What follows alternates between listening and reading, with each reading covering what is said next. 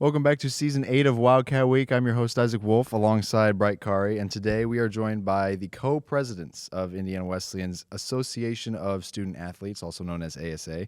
One of them, a first-team all-conference selection this season for our men's basketball team, and the other, a two-time all-conference first-team selection for our women's soccer team. Please welcome DJ Moore and Alyssa Hamann.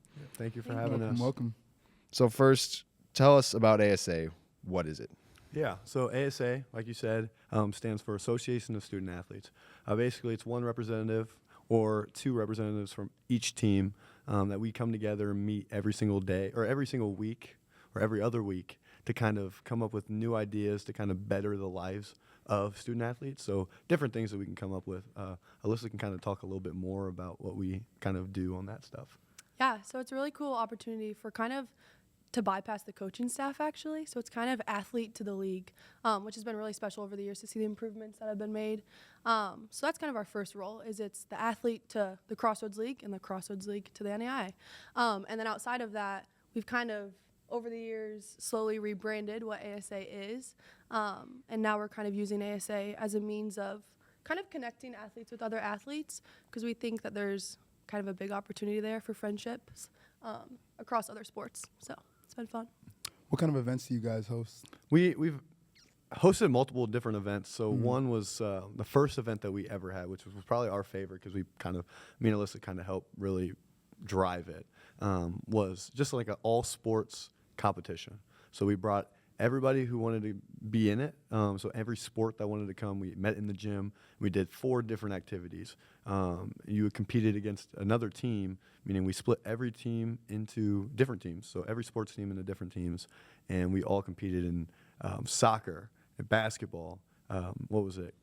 Pickleball. And we just did a competition. So you earn points that way. And then to finish it off, we did a relay race, the team with the 2 highest points. So that was something that was really fun because everybody loves competing. Another competition, or not competition, but event that we did was pickleball tournament with a cornhole tournament. So we did that in the fall to kind of kick it off, right? Kick us off for ASA and what the different events were going to look like. What else? Yeah, we also did a Christmas event, which is a little bit sillier. We did like a apple bobbing competition, gingerbread house competition. Yeah, I don't know. We just like getting together, and I think it's just going to grow over the next couple of years. Are there any events we should be looking forward to coming up? Yeah, so we're planning one now for the spring, kind of early spring, and it's going to be another kind of competition event. And so if this one goes really well, like we believe it should, there will be one special one, I think, at the end of the year that I'll be excited about. And we'll just leave it at that. All right. When you guys are coming up with ideas and this sort of thing for events and planning and all that stuff, what's kind of the thought process behind what you want and some of the goals you have for this sort of stuff? Yeah, I think initially, obviously, we want engagement. We want athletes to show up, which is sometimes hard because obviously we both personally know the demand of the schedule. But obviously, I mean, to be honest, pizza is a big driving factor. So if we have pizza, normally we get more numbers. But then again, just like catering to like what athletes want. We're all super competitive, but we believe that sometimes that can be in a healthy way outside of your actual sport. So keeping competition involved, sometimes food, music, things like that. Yeah, it's just like an outlet to kind of get away from, you're still in your sport, you're still doing something competition-wise, but an outlet to get just away from the same old people that you're seeing every single day on your team, right? And you get to see new faces and kind of mingle a little bit with different athletes and different teams. And we kind of want to do that and kind of push that so where everybody's meeting new people. Talk about kind of the history of ASA and how it came about, to what it is today. You mentioned off air, like it was kind of a rebranding rather than like, kind of popped up out of nowhere, that sort of thing. So tell us kind of how it all came about. Yeah, to be honest, I don't know how long IWU has had an ASA, but I know in the past it's been pretty business, kind of the representative from each sport coming to these biweekly meetings, and it was a lot talking about issues within teams or within Indiana Wesleyan athletics or just the Crossroads in general that they wanted to bring to what we call like a commissioner of the NAI. That was kind of the formal structure of ASA in the past. I don't personally know how long it's been around, but I know I got inducted my sophomore year, so at least has been going for a couple years at IWU. Yeah, so I've been in for 3 years now. And I think the first year that I was in it, it was more just we're meeting to kind of talk about issues or things that we could change. Me and Alyssa kind of wanted to change that and make it where we bring the athletes into it, that they want to actually come to meetings and plan things, right? And have athletes want to be there and have athletes get together and have fun together, right? We're still getting things done and trying to figure out ways to better the athlete, but also kind of find ways to bring athletes together because, again, we have a very demanding schedule, right? Like, we all play our sport, go to practice, go to games, homework, right? And we try to find outlets to have fun, right? And we're trying to give them just a little bit here and there as we can get together as athletes, and everybody knows the demand. So, Can you guys share the story of how you became co-presidents? That's not a super common thing, right? no, it is. Is it? So Okay. we get two elects, Okay. president-elects, one girl, one guy. All right. And I think me and Alyssa were talking about this like all that semester, the last semester, like, hey, we're going to do this because we kind of really want to plan things and kind of make all these meetings go really smoothly, right? And we want things to get done. We actually want to put things forward. Not saying anybody before us did a bad job, right? Not saying that. No, not saying that at all. Everybody before us kind of laid the groundwork of Yeah, what yeah, no we doubt. wanted to do.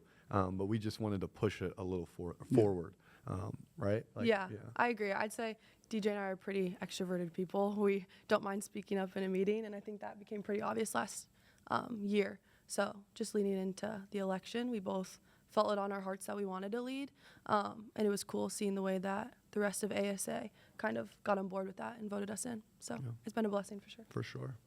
DJ, can you tell us a little bit about your basketball journey and just how you ended up here at IWU? Okay, yeah.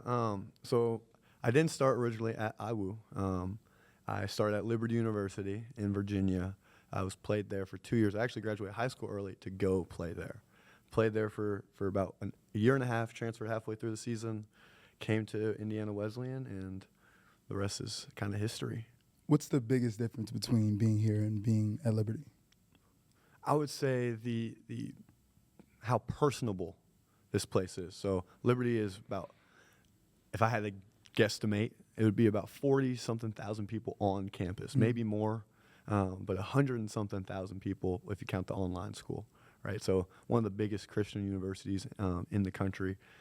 Coming to Liberty, it's a little smaller, right? We have about 4,000 people on campus. So coming here, everybody, I would say, in a way, knows everybody, right? You come here, everybody's so personable. You get to talk to people. If you see somebody on Liberty's campus, you probably will never see them again. That's how big it is. So just that was a big thing for me coming here. Like, I know a lot of people, right? In my business school, right? Because I was in business school, knowing every single person in my class. So I could go text them or reach out to them, hey, ask them about class and all the different stuff. Probably wouldn't feel that comfortable doing that at Liberty because of how big it was. But I love both schools. I really enjoyed my time at Liberty, and I really enjoyed my time here too. Alyssa, same question. Can you tell us a little bit about your journey with soccer and just how you got here? Totally. I just want to start off by saying coming to IWU was like the best decision I've ever made. It's like completely changed my life. I initially, when I was making my standards list for what I wanted in a college, I wanted a Christian school. I had interest in staying in the Midwest. My older brother actually went here, so that was kind of a draw too. And I actually came in as a nursing major, so obviously we have great nursing at Indiana Wesleyan. But Came in as one, so you're not anymore? No, I made the switch to marketing actually, so I'm also in the business school. Okay. But that's a different story. Yeah, and I just fell in love with the culture here. Like, I have never experienced, honestly, like the family culture before, I'd say, coming to IWU. And also, Coach Seifert, who was here at the time when I got recruited, was an amazing guy. So that was obviously a draw. But just the girls, like, it is just unbelievable the way that my teammates love the Lord, but also are, like, the best competitors that I've ever met. So that was a huge draw. And then, yeah, I just felt like an overwhelming peace coming on visits. And like anyone, like, I'd always want to go for the D1 schools, go to the D1 ID camps, but I always came back to IWU. Like, the facilities, the way that we're treated, the culture, just everything about Indiana Wesleyan just seemed like a great match, and I'm so grateful. What's the biggest thing you guys have learned in your 4 years, 3.5, and then your 3 years here? Yeah, I would say, like, dive deep into everything that you're given here, right? We're given a bunch of chapels, right? Just dive deep into all of that stuff. We're given a bunch of worship nights. Dive deep into that stuff because not every college gives you that, right? And we are so like blessed to have all of that here, where we can go in every single day, every single night, and have something where we're getting closer to the Lord. A lot of small groups, right? Just everything where we have it with our team, so we can dive in with the Lord together.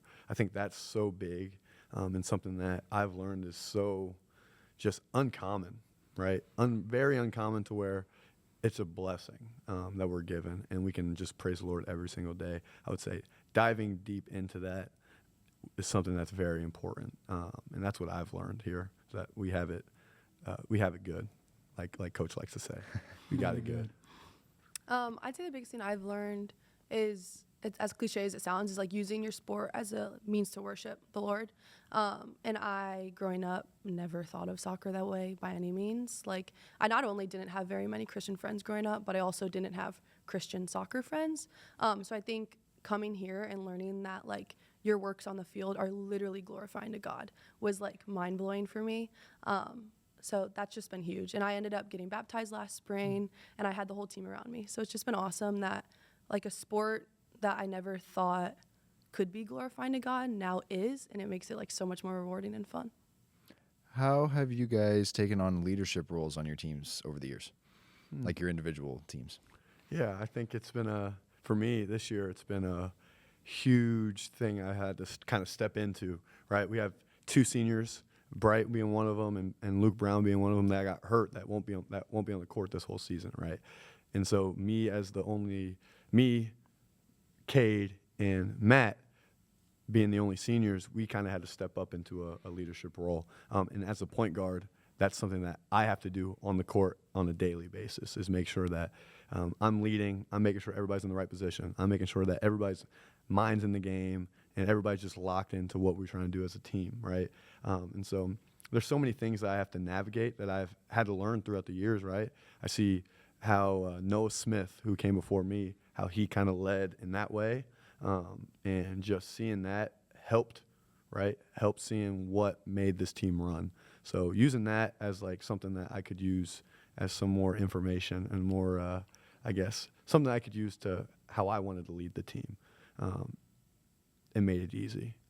So I just had to step into that, and coaches really accepted that. Players really responded to that, and it made this season amazing because of how they allowed me to lead in a way, and I earned the ability to lead in that way. So.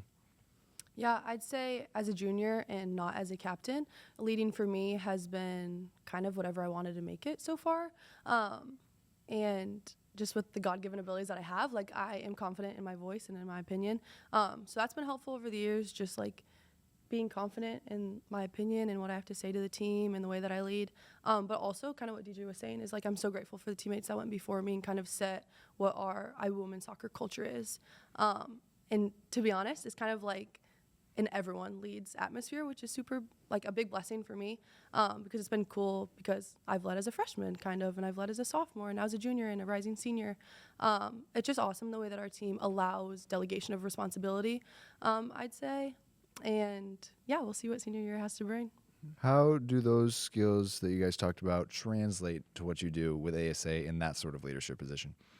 Right. It makes it easy to communicate, right? So we learn how to lead with our teams and make sure that everything runs smoothly in practice, in games, off the court, on the court, all that different stuff, right? So when we get into meetings, it's easy to communicate plans and different things that we kind of want to accomplish, make sure everybody's on the same page, everybody's on the way that we want it to go, right? We're leading, we're steering the boat, but they're also paddling too, right? We're all on this boat together. So just trying to figure that out, that helps.